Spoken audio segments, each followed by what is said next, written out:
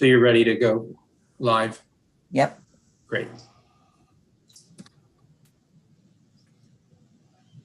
Senator, you want to kick it off? Or you... Yeah, okay. We're live stream now. And okay, welcome to the Unemployment Oversight Committee meeting. I'm Senator Klausmeier, and I'm glad you could all make it.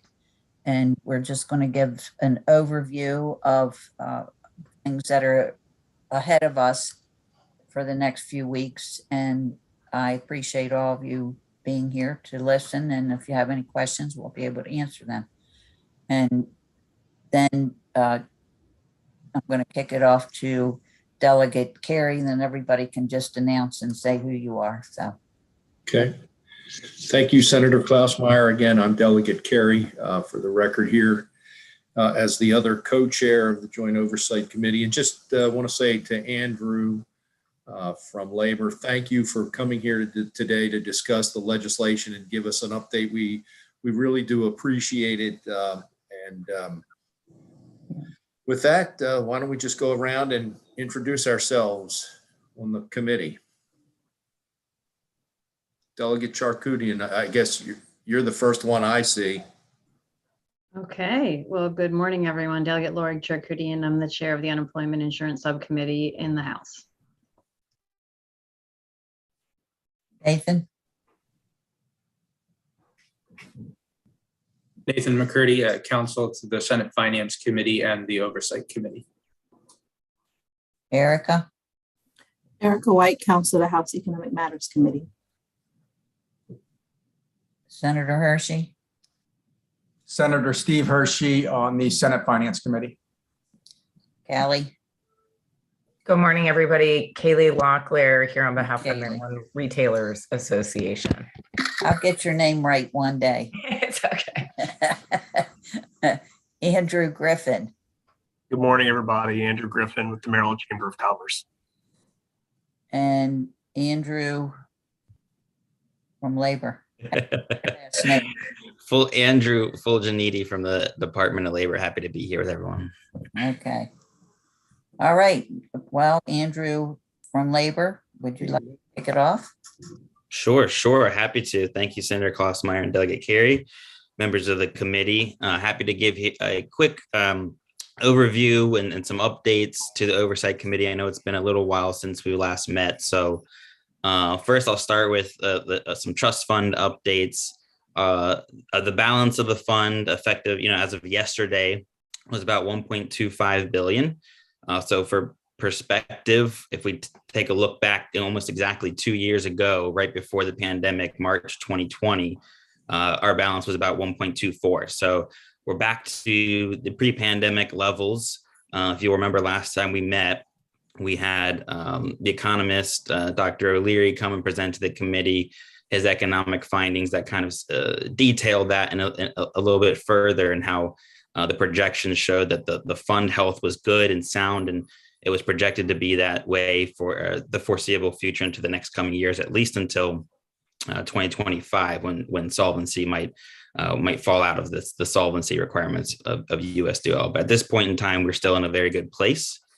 As most of you know, since the beginning of the pandemic, the department's paid out at this point over $14.5 billion in unemployment insurance benefits. I'm also pleased to report out that, today, at this point in time, we have nearly cleared out our backlog and are just really dealing with that final batch of really highly complex cases that require those thorough reviews and mitigation efforts. So we're pleased that we're getting through those and continuing the process of serving our customers. I'd be remiss if I didn't touch briefly on a challenge that we're still facing here at the department, which is the onslaught of sophisticated fraud. It's been a significant, consistent, really ever-changing challenge since the beginning of the pandemic. And unlike anything state of Maryland, and certainly it's not unique to Maryland, it's across the country. Every state is dealing with it. But this pandemic has kind of brought that wrinkle into the process, and something that we're working to address every single day. At this point in time, we have flagged nearly 1.8 million claimants as potentially fraudulent in our system.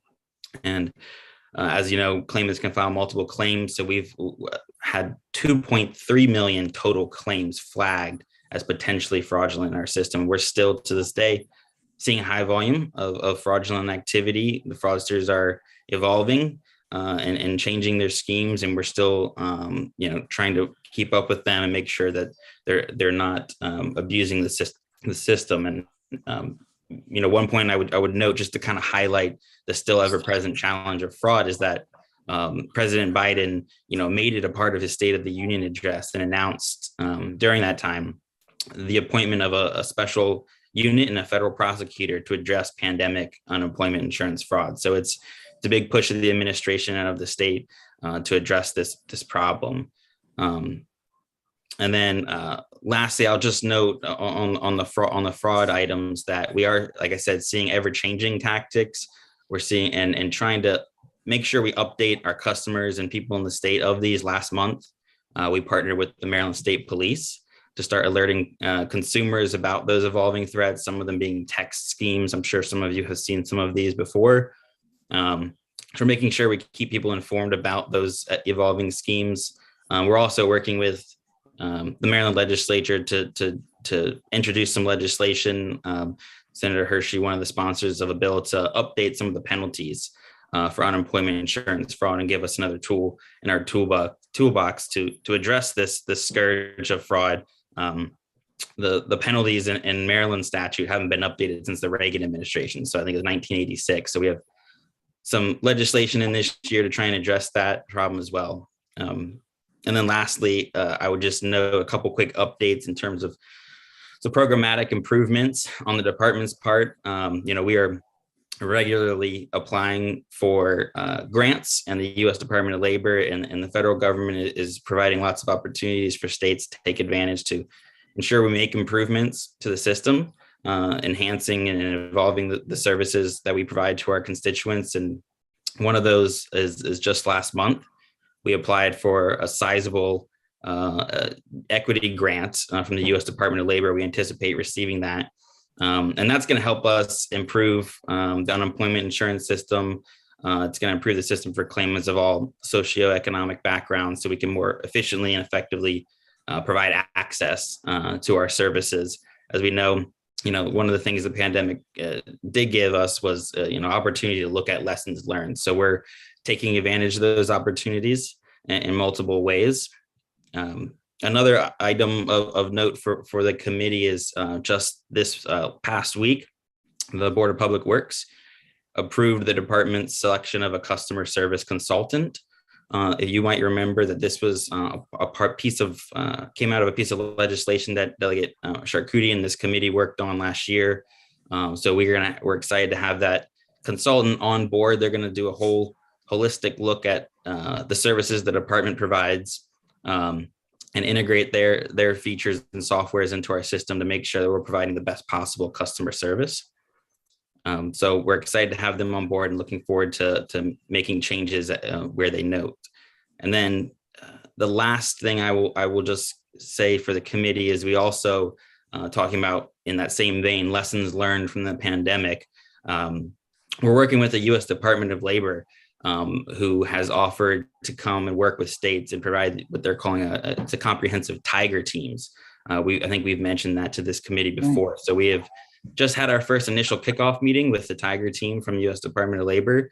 They're going to be working to provide us with a consultative assessment process to ensure that we are implementing the nationwide best practices in our unemployment insurance division. So just one of the many things we're doing to try and make sure that we take advantage of all the opportunities out there to ensure the system is being administered correctly and serving the needs of Marylanders. So with that, I will wrap up and turn it back to the committee.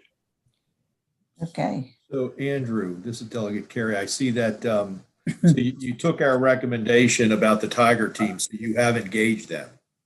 Correct. We just, I want to say it was a week or so ago, had our first initial kickoff meeting. So they're going to start working with our team, and it's a consultative process. They're going to look at all of our best, practices, making sure that we're doing what the nationwide best practices are, and in terms of administration of the program and things like that. Great. How many people are on that Tiger team? I don't know the answer to that. I can follow up with you in a little bit more But detail.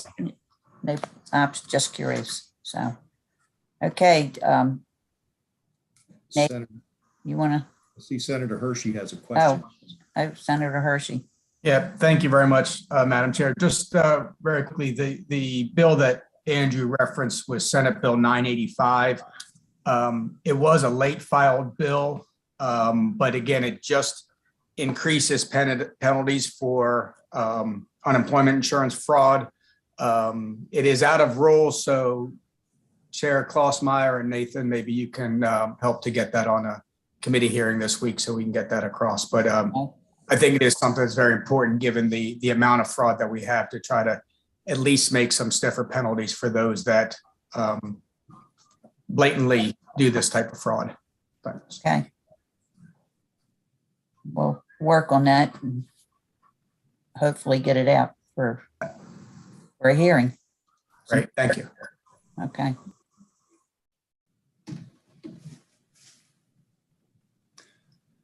So I guess, Andrew, I guess the other thing with House Bill 1138, I know that you're working with Patrice to, this is this whole thing about the help desk, and I guess you're going to get back to us this afternoon with the information. Yeah, that's correct. Yeah, for committee's awareness, House Bill 1138 was a bill passed last year, really providing, requiring the department to provide a lot of unemployment insurance metrics, data publicly available on our webpage.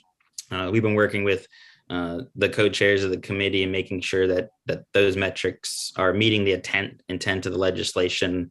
But yes, you're right, Delegate Carey, there is that one still item that we're working with Patrice and your staff on. I think we had a good conversation last week about maybe some potential avenues. It's still hard to quantify, I think, exactly what we want, but I think we have some options that may work. So I'll be sure to follow up this afternoon with her. Okay, great. Okay, Nathan, do you want to give a rundown of what bills that we're going to talk about today? Absolutely. So there are three bills on the agenda. There's Senate Bill 635, Senate Bill 655, and its cross-file, Senate Bill 253, and then finally Senate Bill 827. So I'll go ahead and summarize Senate Bill 635. Bear with me for one moment. Senate Bill 635 modifies the process by which the Secretary of Labor, one, communicates with an with an unemployment insurance claimant, and then two, recovers benefits paid to a claimant under certain circumstances. The bill establishes a predetermination investigation that the Secretary must conduct before making a finding that entitles the Secretary to recover benefits. The Secretary must also delegate to the Office of Administrative Hearings the authority to hold a contested case hearing related to a UI claimant under certain limited circumstances. Specifically, the Secretary must delegate to OAH the authority to hold a contested case hearing in accordance with the Administrative Procedures Act if a claimant or an employee appeals a decision of the lower appeals division of MDL and requests that OAH conduct the appeal hearing. Additionally, the Secretary must delegate to OAH the authority to hold a contested hearing when a claimant appeals a recovery of benefits from the Secretary. Finance will be hearing the bill tomorrow. Okay. Nathan, is there a chance we can have all the UI bills tomorrow? Is that the idea? I believe that perhaps with the exception of Senator Hershey's bill that has come out of rules, the Finance Committee is holding the hearing on the bills tomorrow. Okay. Yeah, I want to make sure you weren't suggesting a voting session tomorrow. Oh, no, just the hearings. But if we could get can we get Senator Hershey's on that list? I would have to discuss that with Chair Kelly. Okay. The decision had been that bills that were released from rules would be heard on the week immediately after crossover, and so that would be the default. And I can raise that as an exception. Yes. Yeah, because But I believe there may be an that's issue, important bill. So, certainly. That said, I don't, it's certainly not the case that something that isn't heard before crossover, the bill could still be moved out of finance, obviously. okay, But I'll raise it with the chair. okay, thank you. Senator, I see we have Delegate Charkoudian has a question. Thank you, Mr. Chair, Madam Chair. And no, can I ask some questions? So this bill, as I was saying before we were on live, this bill is very similar to House Bill 955. So if you were, if we could talk about a couple things which might allow us to fix both. If I can make some comments or ask some questions. Is that all right? Did you want to, Yeah. Is that okay, Madam Chair? Is it? Yeah, briefly. Just so that we can line them up. I think the only difference between the two bills is that this one has the appeals going to OAH. It seems that can't be done. That's inconsistent with federal law. So if you all were to pull that out of the Senate bill, then the two would match up. I have a cleanup amendment that I can get over to the Senate I think we sent it to Senator Lamb, that clarifies the notice requirement. And it looks, I'm taking a quick look at the federal law, the federal guidelines. It looks like the 30 days is the primary concern, which we can either amend out or put another number of days. I'll just give the background on this for folks. Part of what has been happening, and many of you who are elected representatives and have been hearing from your constituents about UI, one of the things you've been hearing about is the overpayment notices and people getting overpayment notices when they never had a chance to weigh in on the redetermination that led to the decision that they were getting overpaid. So by the time you get the overpayment notice, it's too late to weigh in on the original decision. You can only weigh in on a waiver on the overpayment notice. And that is in violation of federal guidelines. And so if you read the federal USDOL's comments to us, basically they say, well, this is already in our guidelines, and that's true. But the Maryland Department of Labor has not been following those guidelines. It's actually the basis of one of the lawsuits against the Department of Labor. And so what this bill did is it took those federal guidelines and put it in state law and said, if you don't follow these guidelines, then you can't collect the money. Now, I think our error was in putting a timeline on the US Department of Labor just says they have to be given time to appeal that determination. And we put 30 days on there, which I think we can remove.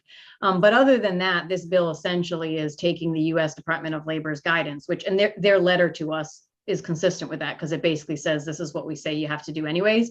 The problem has been that the Maryland Department of Labor hasn't been following those guidelines and has still been collecting the overpayments. And so this is just sort of to make sure that the department doesn't collect the overpayments if they're not following US Department of Labor. So I don't know if this is a time to hear more from staff about your communication with US Department of Labor or even from Andrew. But that was sort of the background. And I just had a quick second to read the information from USDOL. So I think we can fix it. And then I think the two bills would be similar. But I just wanted to put that out. And Senator Klausmeier, I can follow up with you later about making sure that we sort of pass essentially the same bills if you're interested in doing that. Okay. Andrew, do you have any comments? Sure. So I'm not sure, Delegate Charkoudian, when you're referring to, reference to the Department of Labor, U.S. Department of Labor, is that just U.S. Department of Labor guidance, or are you referring to the conformity opinion?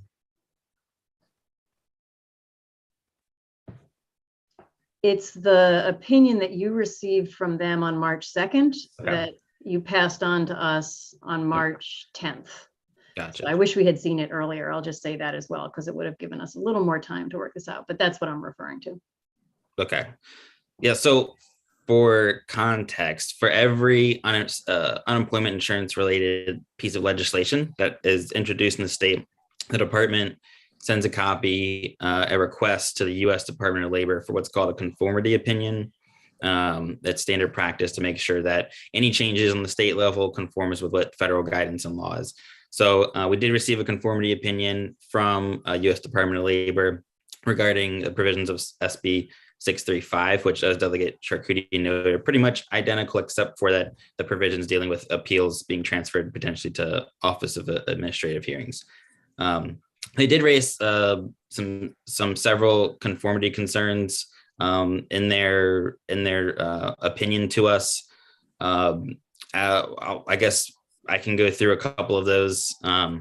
As the Delegate Charcuti noted, the first was that 30-day notice requirement, which they indicated was not really a method of administration that ensures that unemployment insurance compensation will only be paid when due. So what that means is they noted that they felt putting the onus on the claimant was not a proper administration technique for unemployment insurance, because states are required to process claims timely. This puts that kind of period, that onus on the claimant, and allows them to potentially delay or lengthen the processing timeline. And they were concerned because there is some case law that basically says while a claimant may be waiting these 30 days to decide whether or not they want to provide information or et cetera, the department is required to pay them. So in theory, and this is the U.S. Department of Labor noted that the Department of Labor, State Department of Labor, could have sufficient information to make a determination as to whether or not the person has been overpaid. But this additional predetermination process would give them 30 additional days to potentially delay that process. And during those 30 days, we, the Department of Labor at the state, would be required to pay them during that process, which, if we have sufficient information in that example that U.S. Department of Labor provided, we may still have the same decision after those 30 days, in which case their overpayment is going to be significantly larger than it would have been if we were able to just make that determination on the front end. So that was one of the concerns the U.S. Department of Labor raised with the process in this bill, in Senate Bill 635 and also in House Bill 955. As it relates to the two other things that I'll note, since we're talking about Senate Bill 635, and I know this is not relevant to Delegate Charcutian's bill, but the staffing requirements, if Senate Bill 635, as Nathan laid out, would transfer the appeals functions out of the Department of Labor and allow certain contested appeals functions go to the Office of Administrative Hearings. And the U.S. Department of Labor raised some conformity concerns with that, because there are some federal requirements that the administration of the program be done specifically with merit staffing, state merit staffing. And so they were concerned that by transferring them out of the Department of Labor into OAH and the administrative law judges, that may not meet the federal requirement in Section 303A1 about merit staffing. So that was a big concern they had with that process. The other two things I would just note in terms of conformity issues that the U.S. Department of Labor raised, again, dealt with that appeals functions. They were concerned that by transferring appeals out, that it would actually make the appeals process more complex, make it probably more likely the department would fail to promptly dispose of any appeal hearings. So really, again, lengthening the process, making it a little bit more complex. And the last one was the actual funding component of the administration of the unemployment insurance program. And so that the cost, if this were to be transferred into OAH, the cost for those hearings and making sure that federal dollars are only spent on those administrative functions related to unemployment insurance. So those were the three big concerns that the U.S. Department of Labor raised in their conformity opinion, but I'll turn it back over. I'm happy to address a couple more points if you'd like. Delegate Charcutian, Just a quick question again? I do. Thank you, Madam Chair. Yeah, and I can follow up later. Andrew, I'm a little disappointed because I sent the bill to the secretary a full month before the hearing, hoping to, get the concerns back from the department in time to fix it. And so now obviously we're very close to crossover. I guess I'll just close by making a request. It sounds like taking out the OAH part on the Senate would address that pretty easily. And I just wonder if you have a few minutes later today, Andrew, to meet with me, and we'll see if we can straighten out the 30-day piece, and maybe we can get it into shape so that it addresses all those compliance issues. Sure. And yeah, and respectfully, we did provide a draft at the time when you provided it. I know you noted that you were in the process of making changes and that you were going to get an updated copy to us. We didn't see it until the formal copy dropped. So we didn't know which version we were going to be working from. So, and I know we're also meeting in your subcommittee's meeting to discuss the bill again tomorrow. So in addition to that, you would like to meet this afternoon? I would, yeah, if we can get amendments before tomorrow, that would be ideal. Okay, we can chat offline about trying to. I'll have my staff Okay. reach out to you right now. Thank you, Madam Chair, for that. Okay. Okay. Erica, do you have? Yes, if we're moving on to the next to the next bill, House Bill 253, which is the cross-file to Senate Bill 655, establishes an additional on indicator to determine if unemployment insurance claimants are eligible to receive federally funded extended benefits based on the average total unemployment rate in the state. The additional on indicator applies for weeks of unemployment beginning after June 1st, 2022, when 100% federal sharing is available, and ending 4 weeks before the last week for which 100% federal sharing is available. Generally, after the on indicator occurs, an off indicator, which ends the extended benefits, exists in a week when none of the above circumstances applies for that week and the 12 immediately preceding weeks. The bill also authorizes the Secretary of Labor to suspend the payment of extended benefits under specified circumstances. Any questions? Okay, hear that tomorrow, right, Nathan? And just to add one more point, this bill has already passed out of the House and should be Okay. with the Senate now. Okay. All right, Nathan. Moving along, the last bill on the agenda is Senate Bill 827, which is Senator Klausmeyer's bill, which would require the UI tax table B to apply for calendar year 2023 instead of the tax table C, which is currently mandated if on September 30th of 2022, the Unemployment Insurance Trust Fund balance would allow either table A or B to apply. Any questions about that? Any comments? Okay. Delegate I think Charcuterie. Delegate Charcuterie has a. I just wanted to understand, do we have a cross file in the House? There is no designated crossfile. Okay, well, I could follow up then, I guess, if it comes out. I just want to make sure I understand the bill, but if we pick it up in the House, I guess I'll maybe follow up at that time. Thank you.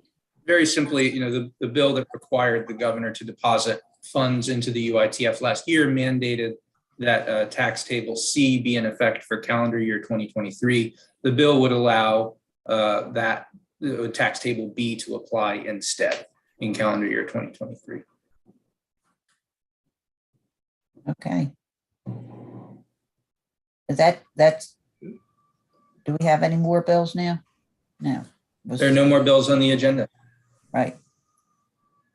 This is one of Do you those have good meetings. anything to say? This has been a good meeting, straight to the point, discuss the bills and Yeah, I just wanted, to have time just to refresh everybody that UI will always be, so. All right. No other comments? All right, I guess that's it. is there a motion to adjourn? I move to adjourn, madam. And I'll second. All right. Well, thank you all very much for coming, and we'll see you tomorrow with the UI bills, at least in the Thank Senate. So, all right, have a great day. Thank you. all.